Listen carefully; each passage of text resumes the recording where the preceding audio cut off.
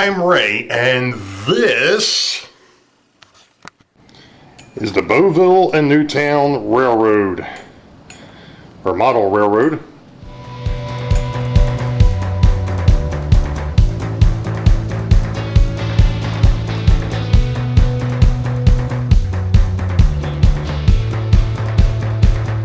Well, everybody talked about washing the kit parts, so I figured that this might not be a bad way to do this. No, you shouldn't. You know, I kind of figured I could take a shower with the... Okay. Well, maybe we ought to do this a different way then, huh? Let me go ahead and... I'll show you how I'm actually doing it.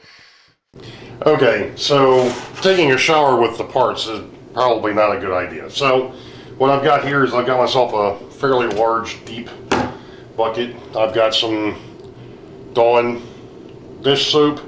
I'm just going to pour a little bit of that in the bottom of here. We're going to make some Lawrence Walk bubbles while we're at it. I've also got my box of parts back here, because what I'm planning on doing, I'm going to fill this up with water. Make a good soapy consistency. I'm going to go ahead and wash the parts off, and then as I'm washing them off, I'm going to put them into a box. Well, I'm probably going to take them out of this box and put them back into it after I rinse them off and dry them off. What I am going to do, I was kind of kidding about the whole shower thing, but what I'm thinking about doing is, when I go to rinse the parts, is actually just rinse them off in the shower. It'll be a little bit easier. That way I don't have to take them upstairs or rinse them off in the sink, and the sink's, never mind. So that's what we're going to do. Now, obviously, there are some fairly small parts on these sprues. What I'm thinking of doing is taking a towel or a rag and actually putting it across the drain. So that way, if something were to fall off, it's not going to go down the drain. Obviously, I'm not going to sit there and have the shower on full bore either, so it's not like it's going to fill up.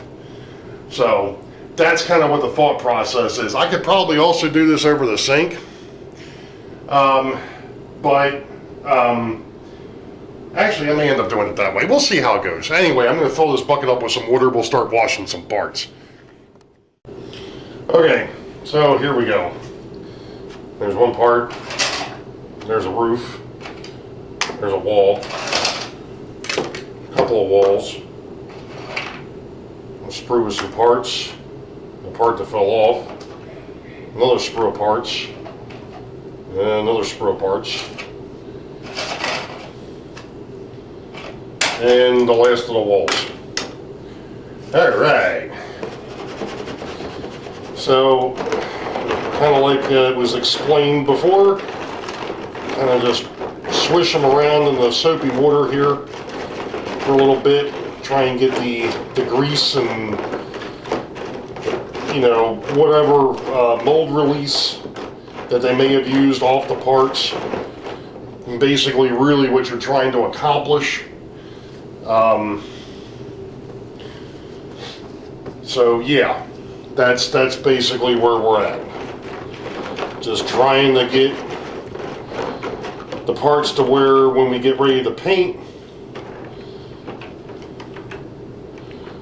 we can actually paint them and the paint will stick.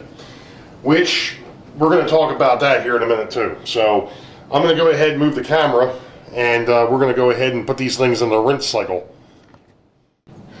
Okay, so now that they've been in there for a few minutes, we're going to rinse them off. I've got to be somewhat careful with this faucet. It was one of the things I forgot to mention to the guys when they came over back in October.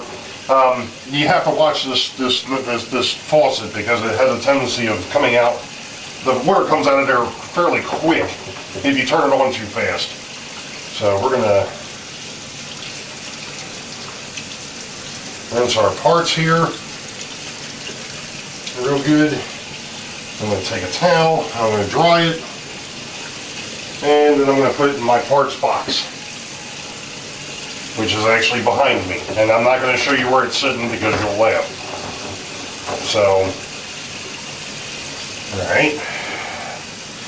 Now, my thought is, especially with this roof, because I've seen and heard some things from the build crew 2.0 about this, is actually I may end up putting some of the detail parts on here first before I actually paint it. We'll see how things play out in that. I'm not 100% certain how I'm going to do that yet, but we'll get there. I'm getting tired of staring at the same four walls. Ain't that the truth? Alright, I'm not going to bore you all with this, so we'll be back.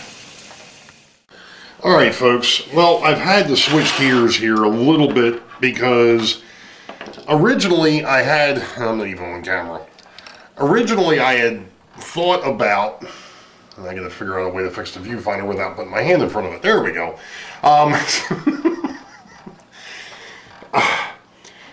I originally wanted to go ahead and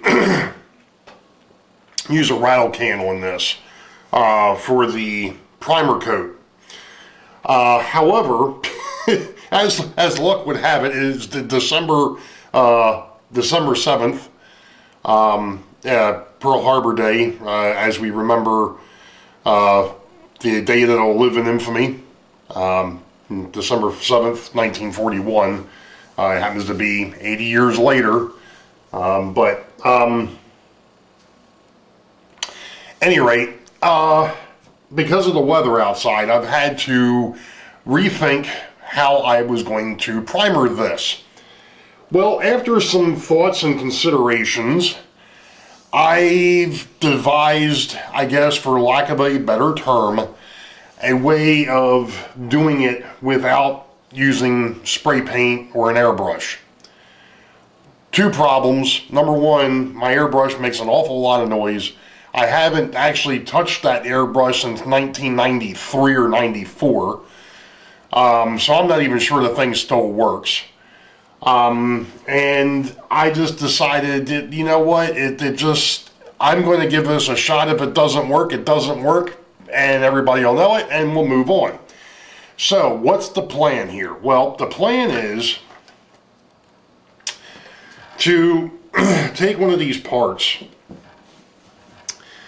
and here it is. I just went ahead and brought the part over one of the walls. Pardon me. All right. So I got a paper towel down here. So what I'm thinking of actually doing is making a thin wash, for lack of a better term. And consider the fact that we want stuff to kind of stand out. And I've actually got a couple different things of acrylic paints, which are great because they're all water based. Of course, I didn't bother filling up anything with water so I could actually do this. So I got to get back up and do that. But hey, you know, let's do things backwards and we'll go from there. Let's see, we've got, that's nice. That one there's a black in there, there's a white in here, and I've got the same thing there. Alright, so that's basically the same set. I didn't actually look through these, I just happened to, was going through and my goodness. Oh, I know what I had done in the past. Okay, these, I think these are watercolor, which obviously is not going to do us a whole heck of a lot of good, but they might help us out later on. But we'll see if I decide to use these or not. But what I can do is I can actually use this neat little tray here to do some mixing. I think that'll work out great. So what I'm going to do now is put some of this stuff off to the side for the moment, so I have some room to work. Now, some of the tools that I've brought over here to work with for building this kit. Obviously, you all have seen some of the things that I'm using provided I can actually get it open. There we go. The right way clamping system. These here are magnets. There's 2 different sets of angles and of course a couple of straights. Not sure how much that's going to help me out with this kit, but we'll see what happens. I figured I'd bring them over and we'll go from there. Couple of hobby knives, sharp blades, sprue nippers. I've actually got 2 pairs of these, and one of the things that I will mention, and I think I mentioned it when we did the bridge build, you have 1 pair for plastic and you have 1 pair for metal. Why? Because metal will dull these, number 1. Number 2, if you use them on if you're using them on metal and then try and use them on plastic, you'll screw up the plastic. So I know that that's my plastic pair because it's smaller. The metal pair is a little bit larger. Pair of tweezers. A set of files. Again, these here are specifically for plastic, even though files are files. Plastic files and metal files. Why? Metal, if you file metal, you'll end up with metal shavings in the file. If you put it on plastic, it'll screw up the plastic. So there you go. I've got 2 sets of files, 1 for plastic, 1 for doing metal. Toothpicks. And no, that's not for getting dinner out of your teeth. That'll be for actually spreading some glue, and I'll explain that one a little bit later. Those are dead. I've got an assortment of brushes over here, and of course I've got more in the plastic over here. This is an older brush, and what I was planning on doing is using that as a stir stick, pretty much. I've also got other things that I could do that with, so here's another brush. I'm going to take that out of the package and just throw the package away. Don't need that. I've got my blue painter's tape over here for taping off the edges that need to be where the glue will go.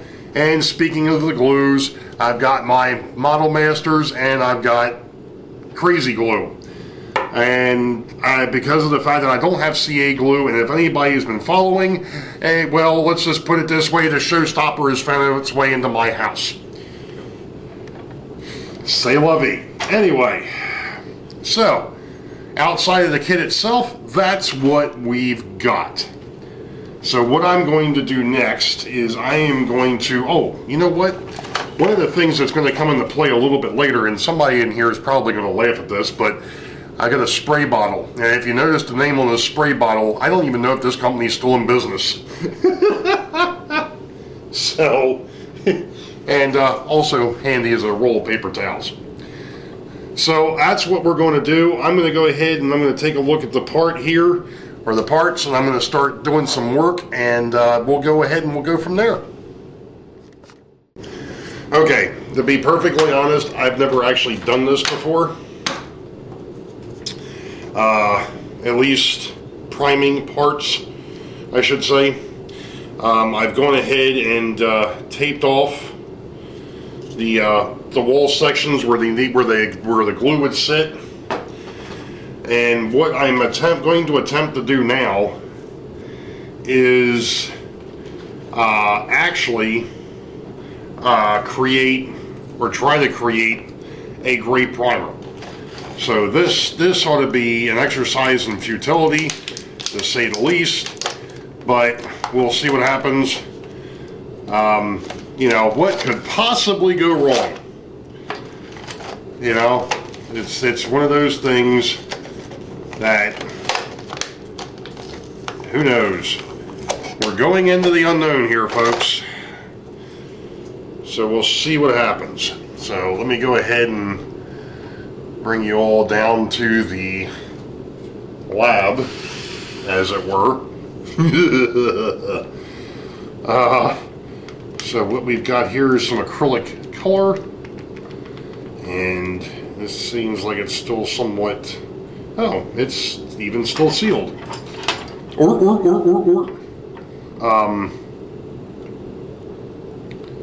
Well, that wasn't nice at all. But what we're going to do here is we're going to put a little black in the tray. Oh, Hey, guess what, Ray? These are just like the old tubes. They've got a neat little puncture thing in the top, so you don't have to... Okay. Alright, so we'll go ahead and next to that, we'll put a little bit of the white.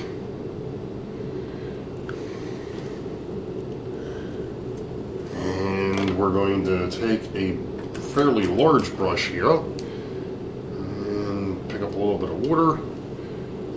Take a little bit of the white, a little bit of the black. Maybe that was a little too much of the black. Hey, look at that. That's actually looking halfway decent, like a gray. There we go. Yeah, we can deal with this. All right, so let's see if we can actually. What I should have done is taken a little bit of water. Oh yeah, this is going to work out, not a problem. And I've still got my detail. The problem is I'm painting my fingers.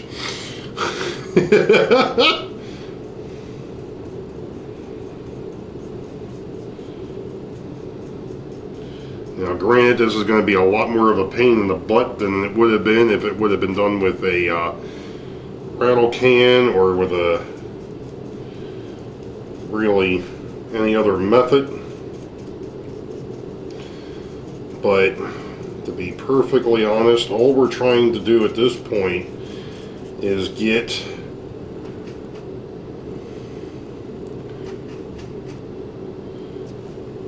a sealant, I guess, for lack of a better term, on the parts.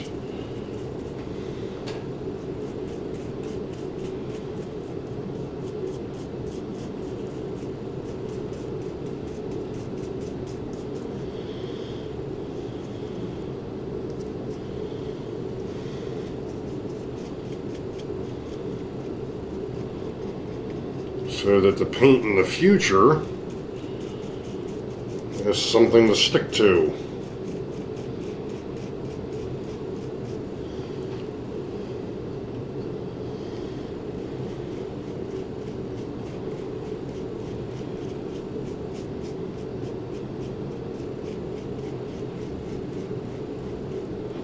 One of the things I'm seeing here that I'm not liking is that it looks like I may have gotten a little too much paint up top, or I got a little too much water. But that's okay, because what we can do is take it off and try it again.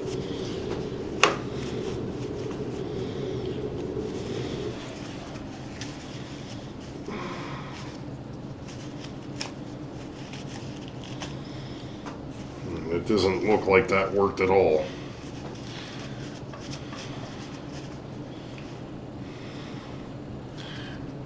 Or at least the way I thought it was going to. Let's put it that way.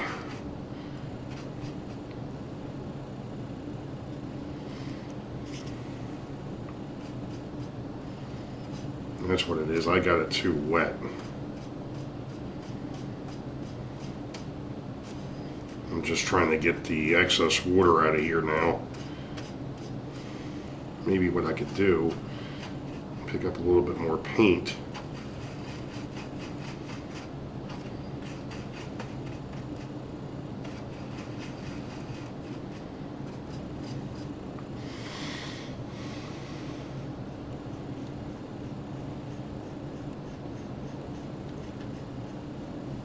Yeah.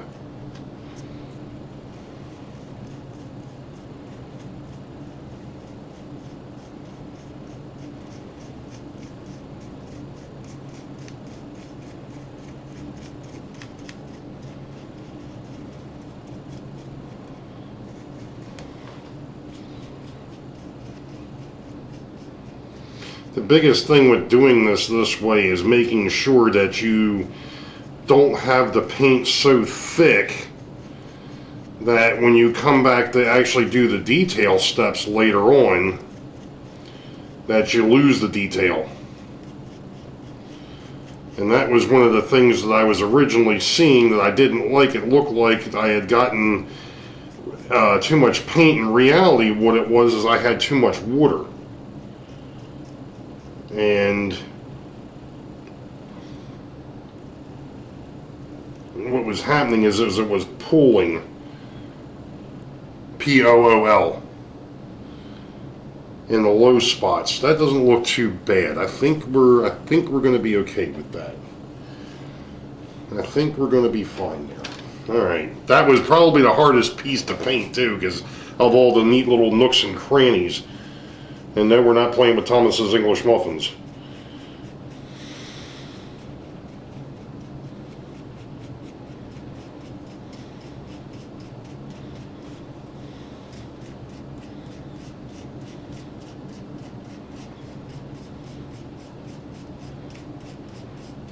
Well, for my first attempt at doing painting, period, like this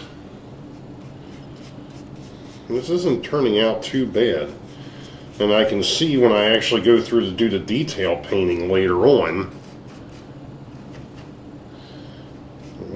how I'm going to have to do it.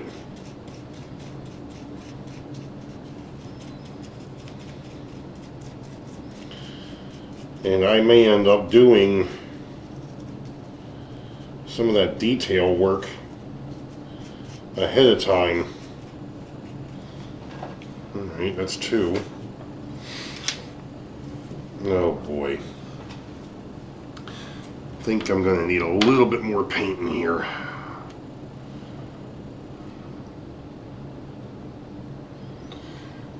You know, I'm not going to sit here and make you all watch this, so we'll be back. Well, other than my paint mixing skills not being 100% correct, I can't complain. Actually looks pretty good, and actually already looks weathered, which is even more of a plus. So this could work out well. We'll see. Okay, so now we're on the night 2 here. And, well, one thing I can say is that my paint mixing skills are not what I thought they were. I've got about 3 or 4 different shades of gray down here in front of me. So, it is what it is. It's not a big deal because that was not a detail step anyway. That was more of a, you know, let's get a sealant on these parts.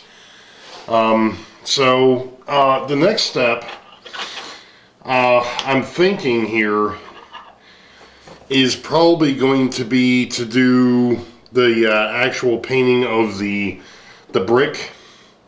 And then coming back and doing the mortar, and then coming back and doing the details. So that's what's going to be next. Okay, so what I've decided to do here, if you can see it, which I'm sure you can, is first off, I tried to make sure I made a large enough batch of this red. Now, when I first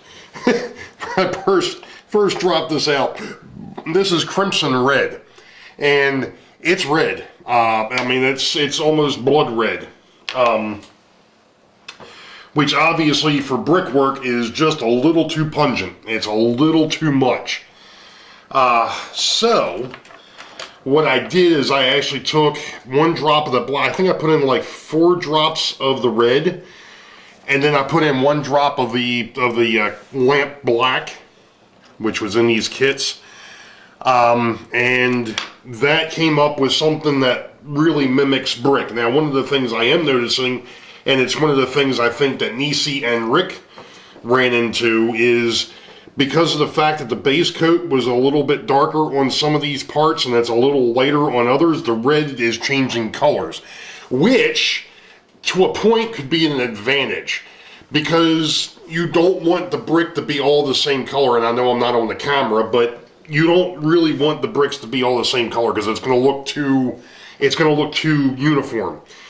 This way, you've got some light brick, you've got some dark brick, you've got some in-between brick.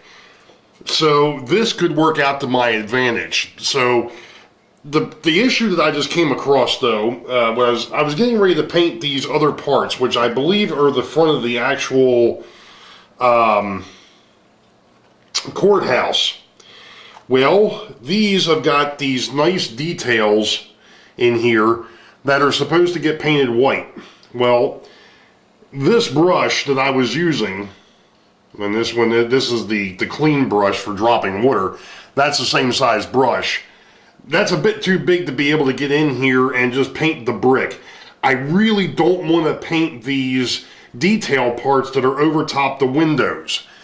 Because if I paint them, if I hit them with the red, to try and come back and paint them white is going to be a problem. So, we're going to go ahead and switch to a much smaller brush. I believe this is, and I don't know if this is the number 1. And these here were 1/2. So that'll give you a little bit of an idea as to what we're dealing with here. So I'm going to go ahead and try and get some red on these guys, and we'll see what we got. Now, before I go too much further, the reason why I've decided to do it this way versus the way that James did it, or the way that we were discussing, I was sitting there looking at the fact that we have to put the window stuff in behind these. And to paint that after the fact of having the windows in place, or trying to put the windows in place when this thing is built, I've got meat hooks. And this thing, even though it's an HO scale, is going to be a bit of a pain to try and get in there and get to those details. So I'm going to paint everything first, and then I'm going to come back and we'll start assembling. So I'm kind of doing things in reverse. So we're showing it a different way. Okay, so progress is being made, sort of. I did notice a couple of issues, nothing that I can't fix. It's going to take a little bit of work to fix, but it's not a big deal. I just went through, and it's kind of odd to me, well, not odd, but it's unique to me that the box has actually got the detail parts up here, the stonework, painted the reddish, brownish, blackish, whatever you want to call it, instead of a stone gray. So I did something a little different here. I went ahead and did stone gray. Now, one of the things that I was just looking at is the fact that they actually done the same thing with these detail parts that are over top the windows on the courthouse side. Or actually, it's all across the front of the building. It doesn't matter. It's courthouse is on one side, the city hall's on the other. But this is I think this piece here is city. This is part of the city hall. And then these pieces here are part of the courthouse. Either way. But the thing that I'm noticing is they basically painted the whole shoot and match. The reddish brownish gray. So we're going to do something a little bit different. We're not going to do that. So since I've got still got some gray paint here, and I know what the mix is, I'm going to go ahead and I'm going to continue doing some more detail work here, and we'll see what we get when we're done. I'm now understanding why they decided to make that all one color. But one of the things I did do, and this is an old trick, I guess you could call it a trick. I actually took one of the brushes and I actually cut the bristles back to make it more of a chisel brush. And that worked very well for getting in there and trying to do these details a little bit closer.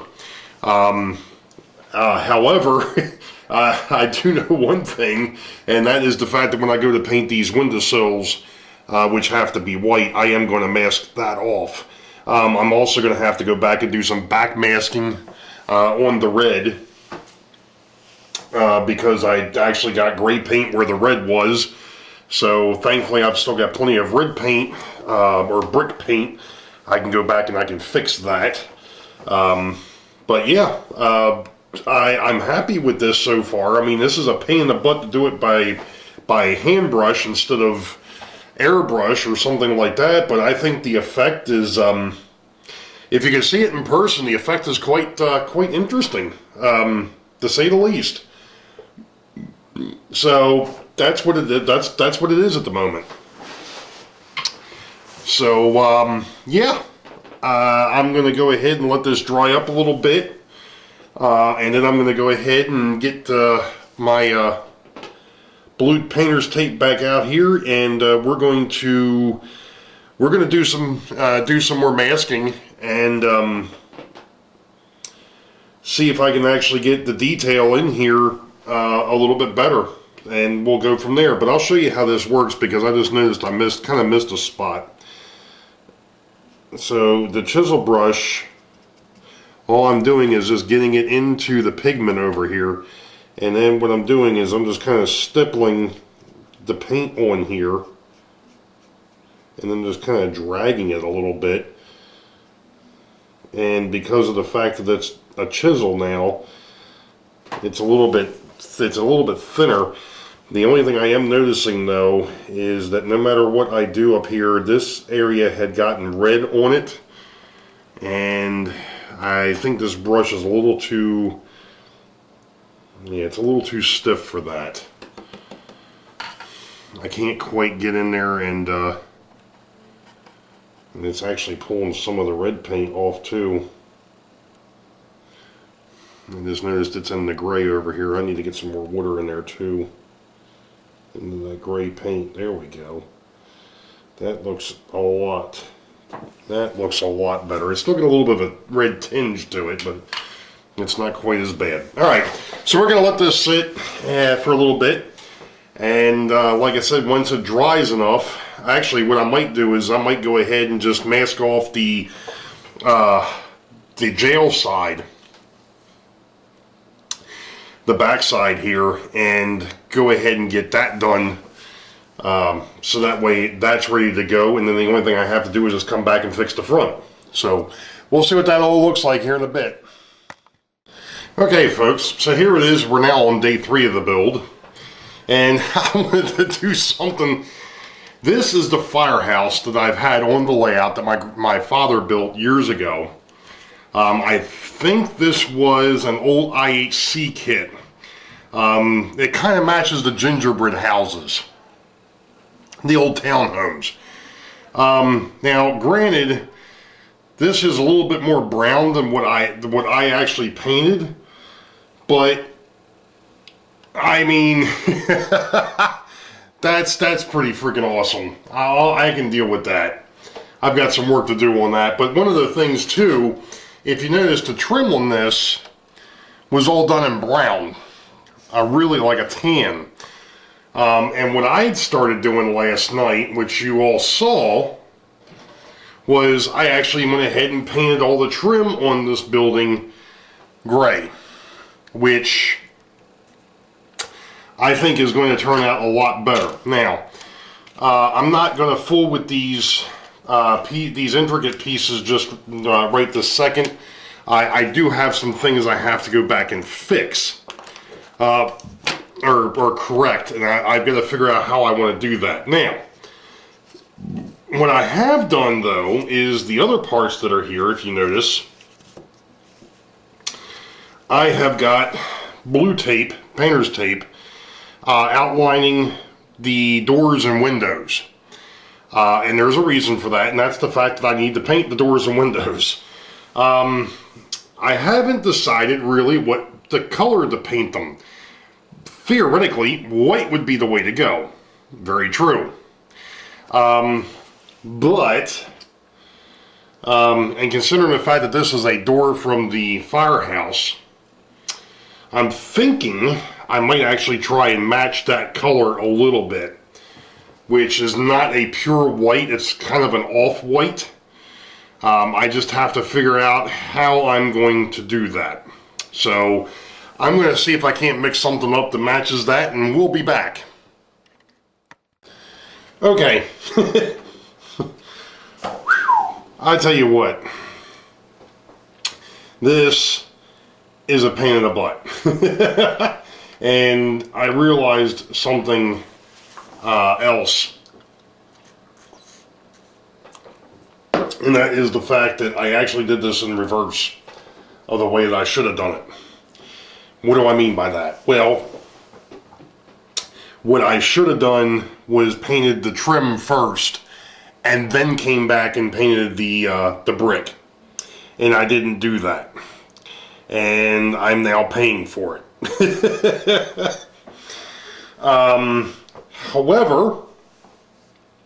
However, I think I'm going to be fine. Looking at it the way it is, I think it's going to be okay. I got to wait for it to dry real good, and then I can come back and do some more touch-up.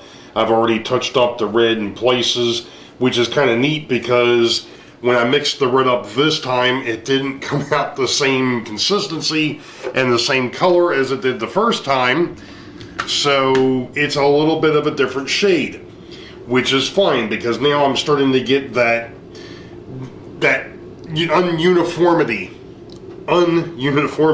There's a word for you, and if Big Bill still watches there's a word for the day. So I think what I'm going to do now is I'm actually going to take a look at the roof. And I'm actually, as I mentioned before, I think what I'm going to do with this, because of the way the roof structure is and the fact that there's detail parts that have to go on this thing, and you don't necessarily obviously want to paint those parts. I think what I'm going to do is I'm going to go ahead and put the parts on the roof, the detail parts that belong on the roof, and then I'm going to come back and I'm going to paint it. So I'm going to get set up to do that, and we'll be back in a minute. Okay. Wow. Yeah, day 4. I think. I don't know. I've lost track of time. So I've got some touch-up work to do, which is what I'm going to actually mess with now, because somewhere in here I had the... No, that's not it. There it is. There's the brush with the red. Because after I got finished peeling off the tape from the back side of the building, or the sides of the building, the back side of the building, number 1, that all needs to be fixed.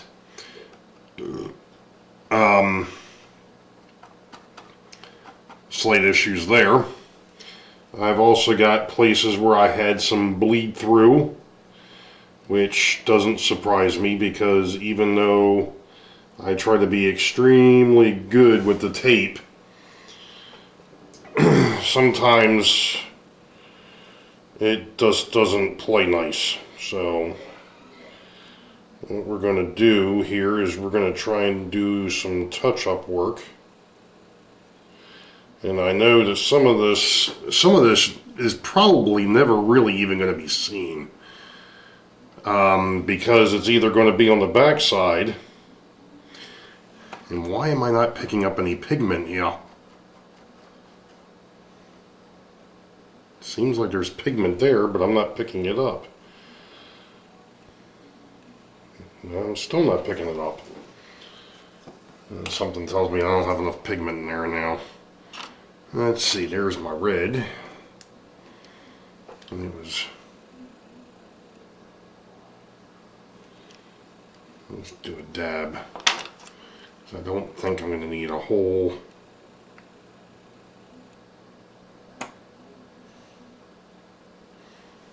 I have to put a little bit more red in there. I think I put too much black. Let's see, where is... Well, I guess I lost my stir stick.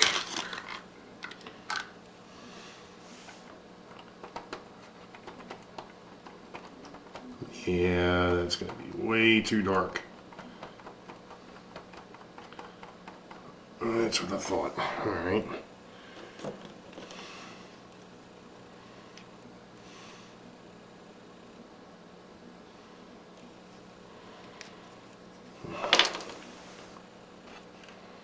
kind of nice when you've still got the color that you've been working with nearby in the palette here,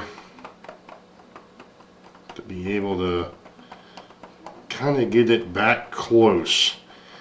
And that's really, in reality, all I'm trying to do is just get it close, because, as I've mentioned before, looking at this box, it seems as though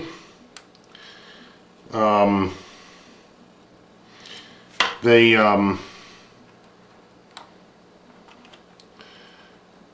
with a little bit of weathering or whatever you want to call it, there's different colors of brick in this on that building. And yes, the building that they actually show is a lot more brown than what I've got. This is a lot more red. But it's okay. It's my building. It's my railroad. Bottom line. And this is the first time I've actually really attempted anything like this. I think I may have already mentioned that. And this is still a bit, it looks to be a bit light. But that's okay. Like I said, we can kind of use that to our advantage, because now it makes it look like there's different style brick.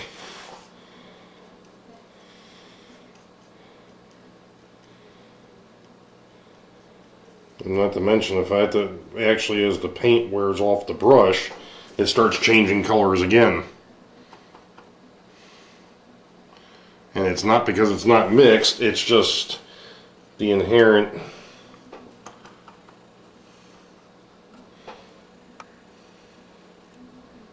the way that this acrylic paint that I've got seems to be.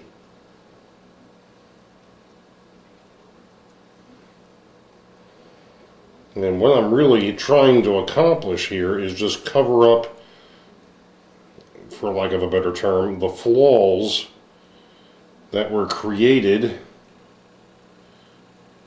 by either me not getting the tape down correctly, or by getting the tape down too much, which has happened to me in the past. To where when you peel it off, if the paint wasn't quite stuck, I guess for lack of a better term,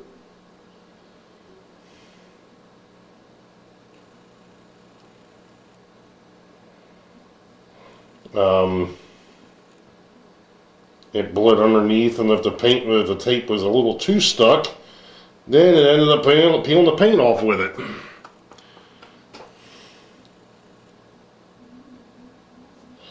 Which isn't nice either. So that's all I'm really trying to do here is, like I said, fix the flaws on some of the walls. Hey, I'm a poet and didn't know it. Otherwise, I am quite pleased with the work that I've done here.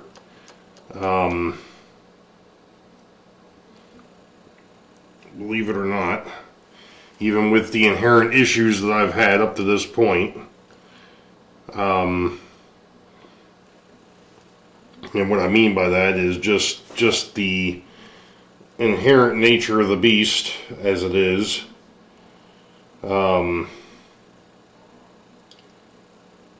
That is definitely one thing. I just screwed up and touched something I wasn't supposed to touch there, but that's okay. It just adds to the character now. Now what I'm doing is just going ahead and hitting some of the spots just to give the walls a little bit more character, because some of the places it's like really dark. So I'm going to try and lighten it up a little bit. Like I said, just kind of randomly going over this to see what else we can come up with.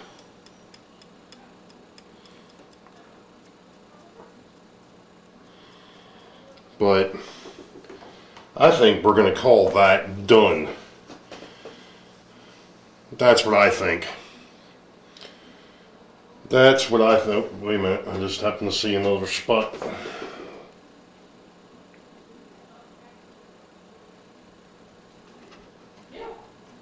There we go.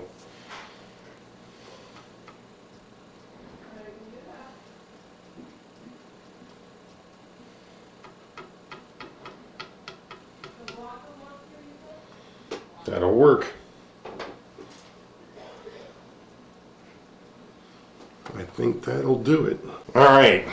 Well, the next thing is going to be putting this thing together. That's going to be the fun part.